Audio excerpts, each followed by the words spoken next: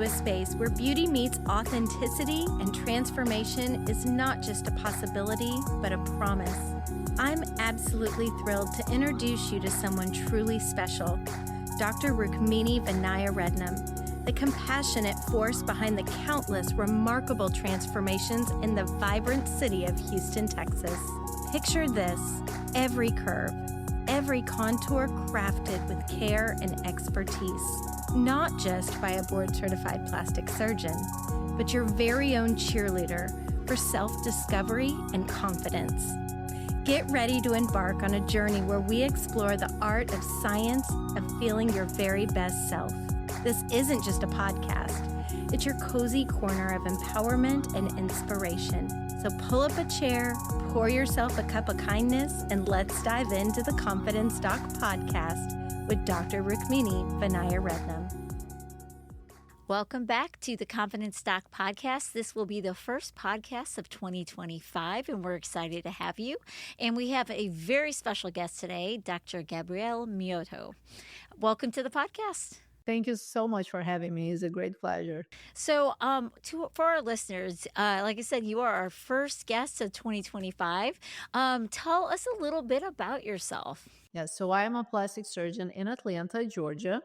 I have been here in practice for 8.5 years. I trained originally in Brazil, and then I had to redo the whole, revalidate everything to be able to come and work in the US as a plastic surgeon as well. Have always dedicated my whole career in aesthetic plastic surgery, especially of the face. And I love it. Even just like I went to plastics because of the face, and I do mostly facial surgeries and facial aesthetic procedures in my office. It's here in Buckhead in Atlanta. I am married to a plastic surgeon, and that was the reason I came to the US. Although he doesn't practice surgery anymore, or we have a medical device company, we really share the passion for the specialty, and I think that's how we connected and how I ended up here in the US. And it's a big world in our specialty, and we connect through friends and through meetings, and I think that's lovely. And that's how I'm here. So I think it's interesting because you're the first guest we've had to do basically your residency twice, right? How was that for you? Was that something that you feel like in retrospect you can't believe you did that, or it's something you're like, no, if I had to do it again, I'd do it again? Yeah, so I came here and I had an opportunity as an international medical graduate to actually I was invited to join the faculty at Emory as an international expert in aesthetic surgery, because that was part of what I did in training for their training. I had to do part of the residency again, but I did also a fellowship in aesthetic and oculoplastic surgery, which is what I practice now. I did a postdoc fellowship and a master's in health professions education. I love teaching. When I was 7 years old, my goal was to be a teacher. I always loved teaching, and I would play as a teacher. And then now I'm a teacher of plastic surgery. And it was very interesting to retrain in a lot of things here, but mostly it was very important to understand the American health system. Things work here. In aesthetics, for example, Brazil and the US are the two largest countries for aesthetic surgery. So that is not very different. The patients are actually very similar, although Brazilians are very open about plastic surgery. They actually tell everybody, and it is not really as a taboo as I see sometimes here in the US. Patients are a little more private, but it's very nice to see the evolution of things and the overlapping of things as we emerge in this global community of aesthetic surgery. So the training here was very nice to understand how the differences are and where actually we blend things together. But yes, we never stop learning. Even like him, we have to go back to training. You have to go back to learning a new operation. You have to back and evolve yourself and your skills. So I see that as part of my own evolution as a person and as a surgeon, and learning a new culture. I also was not fluent in English when we met, and that was 17 years ago. So, being fluent in another language and understanding all the subtleties that go with that has been fascinating to me. I'm actually very grateful for all the opportunities that I have had over the time that I've moved from Brazil to here. Just hearing you speak, I can hear like how passionate you feel about learning and education. And I think you're right. Like as plastic surgeons, we have to actually always be open to learning new things. Otherwise, we don't evolve.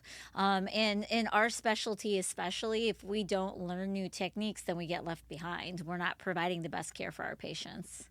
Yes, correct. And I think it will always be an ongoing thing. So I also mentor a lot of medical students and residents, and they're always, especially medical students, thinking about plastic surgery in general. Even going to medicine, if you don't like learning and evolving, I don't think it's a good profession, because definitely things will be every 5 to 10 years, things change and we need to evolve with it. So to me, being curious, liking to learn, and being open to change, which sometimes we don't like, it is a big thing. And to me, has always opened opportunities. At the first sight, you're just like, oh, okay, I don't want to change again. Why is that? Why do I need to go through all of this? But at the end, if I look back, hindsight is always 2020. So yeah, that was very necessary for so many things. And I think that's lovely if we can keep that perspective, especially going to a new year. Right? There'll be not other opportunities, new changes, new exciting things, but it doesn't mean it's not challenging. That's true. That's true. Nobody said it was easy. Nobody said it was easy, but it's worth it.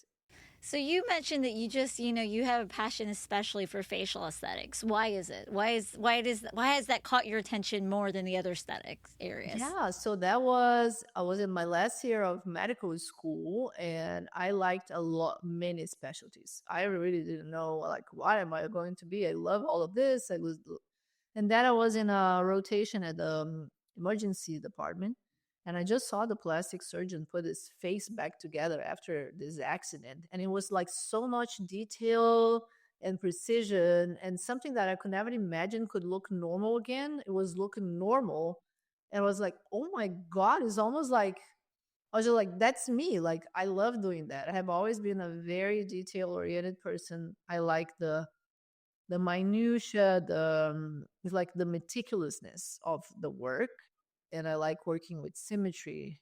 To me, like, I don't know, it's just a very much into, I think about who I am and what I like doing, and the skills that comes with me as a person. And I like getting something like that is 80% done into the 100. I always count my husband. He is like a starter, a big picture guy. He likes getting something from 0 to 80, and then he moves on to another thing. I like the 80. Give me the 80, and I'll take it to 100. And I think there is so much like that into facial aesthetics because millimeters matter. Thrive in that, and I don't thrive in like the big stuff. Like, I don't know, it's just like it's a personality trait, and I recognize that early enough to know that that's who I am, and that I dedicated my focus and efforts into getting better at that, just exploring more of that type of skill, which I think everybody is a little bit different. And for me, if you go with what you have innately in you, things just get easier, or you get more excited. It's joyful to do that type of work. It's not dreadful at all. And for some people, that may be the case, if they are not into what they really like doing. So that's true because I love big body cases I and know. people. So other people just hate the idea of doing that. I know. I just like, no, no, no. Give me the millimeters. And my husband's like you, like, give me the big picture. Yeah. Like, I want the big picture. I said, okay, you take it. But that's why there's something for each of us. Lovely. Lovely. Yes. So I have a question for a lot of our listeners. There's a lot of different people surgeons that do facial aesthetics, right? You have oral maxillofacial surgeons, you have ENT trained facial plastics. Can you explain a little bit of the differences between those different types of surgeons? Yeah, so like you and I were trained in general. Did you train in general I surgery was too? actually an integrated resident, so I Oh, did. Yeah. yeah. So I trained in general surgery, then plastics, and the plastic surgery training is a very comprehensive training. So we train in all body parts, and we dedicate specific blocks of times for everything. But then you can go and do a fellowship in a specific thing. So I did dedicate from the very beginning to the face, and then went and did an oculoplastics fellowship, which deals with the whole eyelid, periorbital area, and aesthetics together, especially of the face.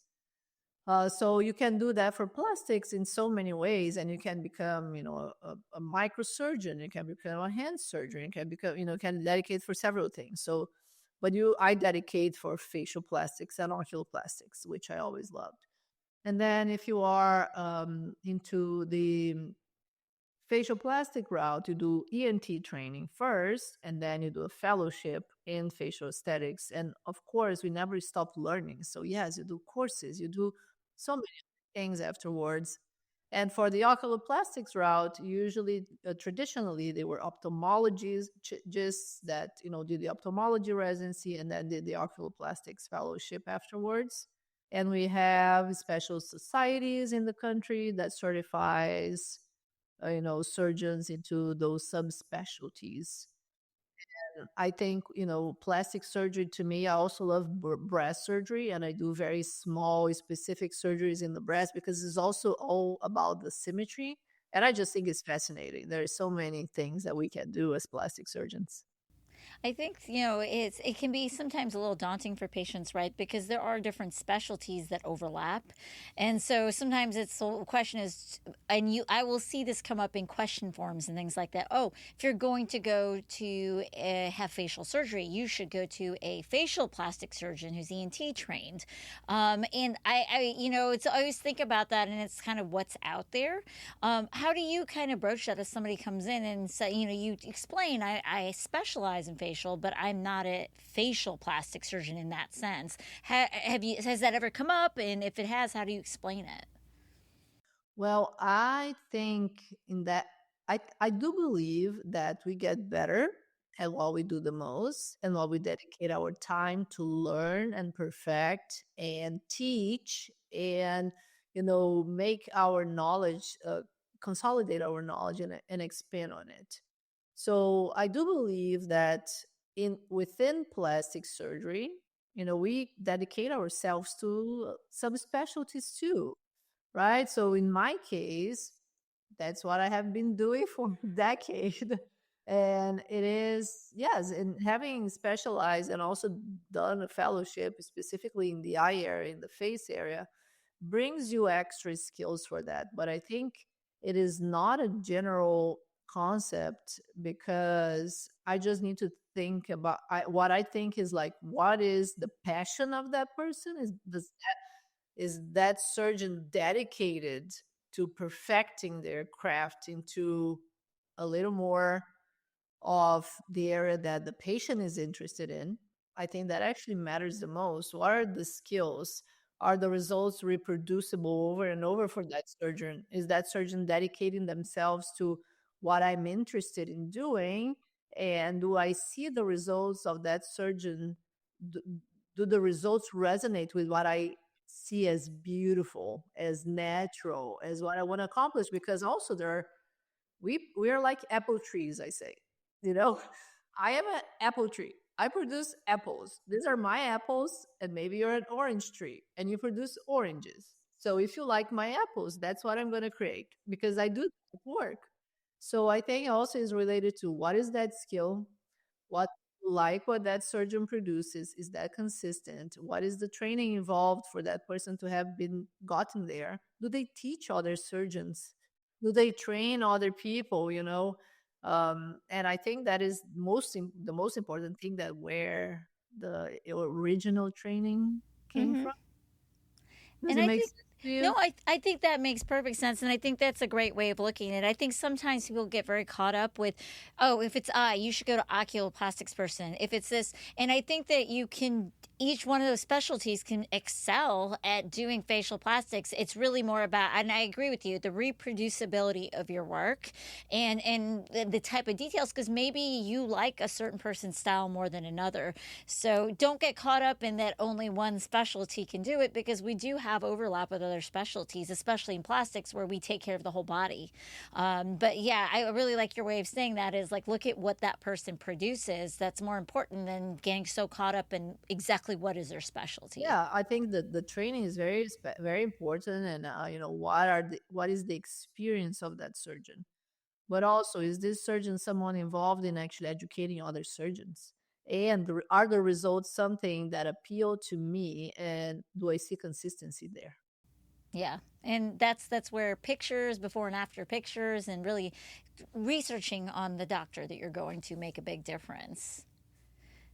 So, I had the pleasure of seeing you present at a conference not too long ago, and I can tell any of our listeners that the reproducibility and the level of detail of Dr. Miotto's, especially eyelids, in that presentation were just unbelievable. Like, just beautiful, beautiful work.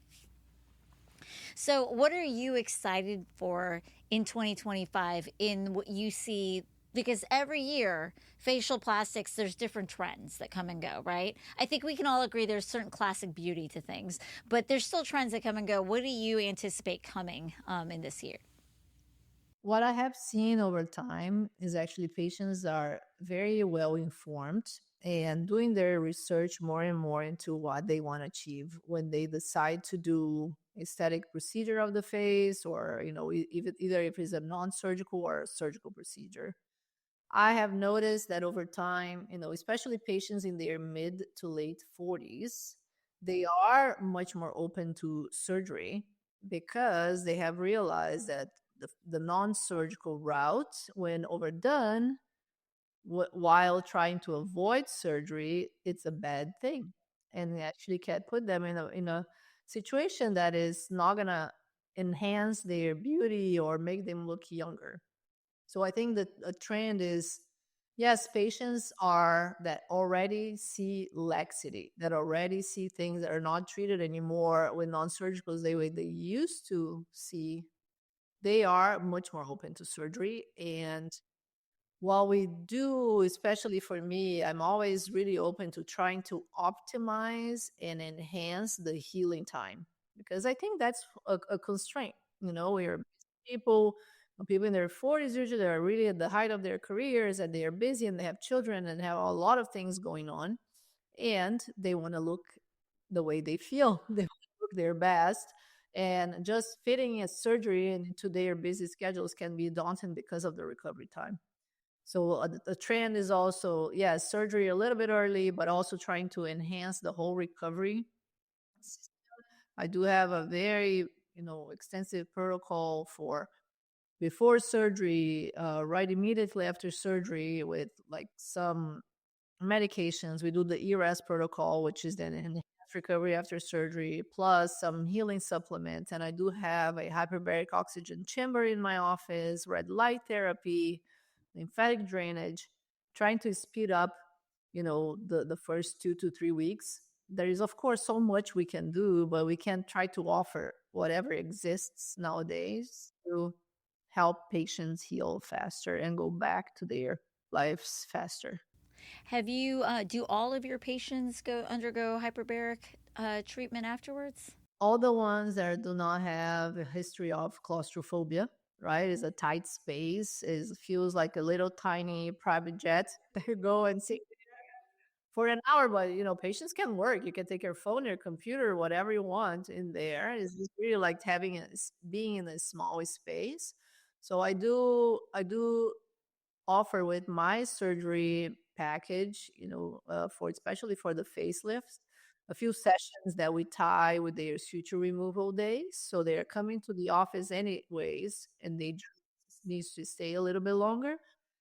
And for the patients that don't like that idea of being in the chamber, we do then the red light therapy instead. And I also teach my patients to do their own facial lymphatic drainage after surgery. So we kind of just follow the lymphatic patterns in a way that we just try to help the body release all that extra swelling from the faces and necks. That's great. And it's also the point is surgery is just one part of it. Aftercare is extremely important. And I'm definitely noticing an increasing number of plastic surgeons, not just for facial, but for body as well, who are offering hyperbarics now. I think that that's one of those things where we're always trying to find the best way, not just to heal faster, but to heal better. To heal better and to optimize modern lifestyle, because yes, we want real results, but we also want to go back to the activities. And I think that's one of the things that I believe there will be more to come. I think there are more things that we can help, add to help our patients heal faster. So, what are your thoughts on? It seems like there are more women getting younger, like you said, non-invasive things being done younger. What are your thoughts about surgical interventions happening younger? So, happening in the 30s and sometimes even the 20s, because that is definitely happening in places like Turkey. Yes. I think there are basically two limbs of this. One, I think, like in what I think is happening to younger patients is not necessarily for aging, but for changing in facial shape in a way that will beautify that face. I know things can go all the way, to too far, but mostly, rhinoplasties has always happened, or have always happened earlier, maybe in their early 20s. That is an age, early mid 20s. But now, yes, facial fat grafting can enhance facial features when patients, need a little more. It's like basically instead of filler, patients are doing procedures to enhance their faces a little more permanently in a way of beautifying it. I am not I don't work with this patient population. My patient population is basically women from 40 to 65, and in their 40s that we see even late 30s. Upper eyelid skin starting to build up. I already had mine done. I know you had yours I've done. had my to do. Starts like cutting the eyes down. Like, yeah, eyelid, brow, fat transfer. Those things happen early because it just shows up early. We age first around the eyes, we lose volume from our faces. And I love doing fat grafting, even awake awake in the office, like doing the upper blefts. But then, patients in their mid 40s going through perimenopause, starting to lose collagen in the skin that is visible, laxity, and they also, they just like, okay, I want to reshape. I see that is drupiness, is the scent, but a volume issue, and that needs to be repositioned. So I think it's choosing the right surgery at the right time, and it's different because of genetics, facial shape, whatever sun damage happened, whatever issues happen. So I just think once we have things that we can fix with surgery, and surgery is the best way of fixing that, I think age, then if it is early 40s or late 50s, it's very particular and an individual decision. And I agree. I think that, people get very nervous with the word surgery, but there's so many procedures in surgery that don't involve, they can be done under local anesthetic or it can be done under sedation. It doesn't always mean something huge, right? Major, exactly. And a lot of times, sometimes when things are asleep, even for a short period of time, the procedure can be done quicker and safer. And so it doesn't always have to be a scary thing. You just have to educate and understand why your surgeon's recommending to do something a certain way. Yes. Anesthesia is so safe nowadays, and there are so many amazing combinations of anesthetics that will make a patient recover super fast without the downsides of anesthesia, like being sick and things like that. We do a lot of work to prepare the patients the best we can, and it's very rare that someone really is in real pain or has nausea and vomiting after surgery. Rare. Yeah, like you said, there's just so many newer, better products out there now too. What are your thoughts on? So there, I won't say the devices by name, but there's some devices now that you can use for in place of a blepharoplasty, in place of an eyelid lift. So you use those devices and it heats up the tissue. What are your thoughts on what that is for now and what that is from a long term standpoint? Yes, so depending on the device, depending on the depth of the heat, that can actually be a bad thing if you decide to do surgery in the future. If a device goes to a range that is in the dermis, for example, is a millimeter or 1.5 millimeters or something like that, it will be reaching the skin, and skin health is always amazing. Okay, so if we do something for the skin, either is to build more collagen, to improve texture, to improve color, wrinkles, it is always going to be good. The problem for surgery is when it goes deeper and goes into the fat layer and things like that. So we start maybe losing fat from the face, or we start creating scar tissue, and because it doesn't really tighten or lifts muscle, which what drops, especially in the jawline or even in the eyes or the brow, you end up having surgery anyways. So we just don't. What I tell my patients, I do have one device, energy device in my office that is very superficial, and I use that to improve the skin quality. So what I tell the patients is like surgery is like tailoring this beautiful dress, and I am the tailor. I'm going to make this dress fit and lift and shape. But the fabric is your skin. So whatever fabric you bring to me, that's what I'm gonna work with. If it's silk, it's gonna be a beautiful silk dress. But if it's a rugged cotton, whatever, we need to work on that fabric. It's not just the tailoring. So I use the devices, either it's microneedling, ultrasound, and things like that to improve the skin quality. I'm not trying to lift muscle or shape it because it's hard first. You end up having surgery because if it's a muscle laxity or real excess skin, it's not going to contract to the amount that we want and we get with surgery. That's a really nice way of explaining that. And I think for our listeners, at the end of the day, if something just sounds too good to be true, right? There are some really excellent devices out there, but it's there's rarely you're going to find something that fixes everything. And just like our body and our tissue, our skin is complex, you can't expect one thing to kind of fix everything. And where surgically it becomes difficult, like you said, you have a lot of scar tissue there, and now what was going to be a more straightforward surgery may be much more complex because you lose those planes of dissection that we normally look for when we're doing surgery. Yes, and another thing that is critical, and I talk with my patients a lot about it, is that even surgery is not permanent. We don't stop aging by surgery. We reset the clock to maybe 5 to 10 years back, and we keep aging. So there are things we need to do to maintain it looking good. The way you manage your life, the way you take care of yourself, the way you eat, the way you protect your skin from the sun, the way you actually sleep. And for women going to perimenopause, are you replacing your hormones? Estrogen is a big engine of collagen production, and then surgery really is a reset, is a refresh. And then yes, if we want to keep looking at a certain way, yes, your Botox will be important. You may need a little filler here and there, or more fat transfer as you lose more during the aging process. So I think education is critical, and there is really not like one and done for anything, because that's just life. We are living and we keep aging.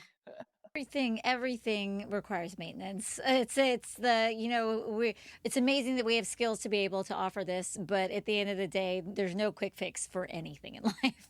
So it's important to remember because a lot of people get so caught up with what they see on social media or they see posts, and it doesn't last forever. But you can certainly do a lot of things to help things last as long as possible and to age well with it. Yes, and I think also beauty comes from within. We help the external appearance and things like that. And I do see that the patients, even like that, look the best over time. And they are also very happy inside. They are satisfied with themselves and who they are. And is the surgery is just an add-on to the whole thing. It's like a package.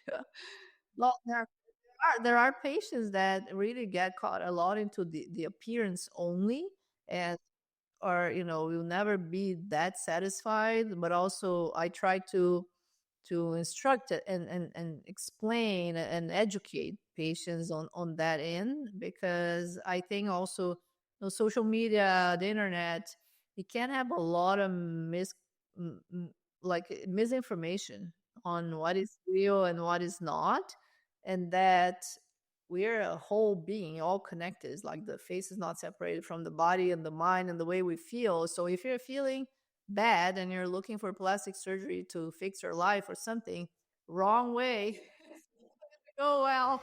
In fact, and this is a point I hit on a lot, is that if you're looking for it to fix something, not only you're not going to fix it, you're going to feel even worse, because now you spent money and you did all these things and you still feel just as bad. That's why you always have to be working on your inner happiness, and then the things we do help accentuate it, right, and help bring that out.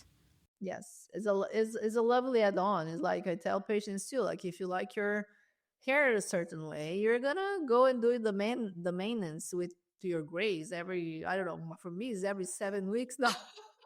Or even your nails done. Yeah, you go to have your manicure every week or something. Like, yes, it's the same thing. But we have, points in time that we do maybe a major surgery. And yes, we catch up on a lot of the distractions of aging that happens. But definitely, I think it's just important to have realistic expectations. Oh, definitely, always. Well, Dr. Miotto, thank you so much for joining us. If any of our listeners were hoping to reach out to find you, what are the best ways for them to get in contact with you? Yeah, so they can find me on my reach out through the website, which is www.atlantaplasticsurgeon.com or drmiotto.com. And then on Instagram and Facebook is at drmiotto, at Dr. Miotto. And definitely check her out and give her a follow. Her work is absolutely beautiful. So thank you again for joining us on the Confidence Doc podcast. Anything you'd like to leave our listeners with about what you're, like I said, just excited about for the future of facial plastic surgery? Yes, I think we just need to be number one for me. It will be, if you can, protect your skin from the sun. Use your eat well, eat your protein, exercise, and then find a good professional to advise you and follow you through your aging journey. I think that's a wonderful thing. Totally agree. Well, thank you all for joining us for the Confidence Doc podcast. Stay tuned for next week. We'll talk to you then. As we wrap up another episode of the Confidence Doc, I want to extend our heartfelt thank you for being a part of our community. If today's conversation resonated with you, remember that Dr. Rednam and her team are here to support you on your journey to self-confidence and beauty. Your story is unique, and it's our privilege to help you create the masterpiece that is your life. If you'd like to book a consultation with Dr. Rednam, you can visit her webpage at drrukminirednam.com. Fill out a contact form, and one of her coordinators will get with you accordingly.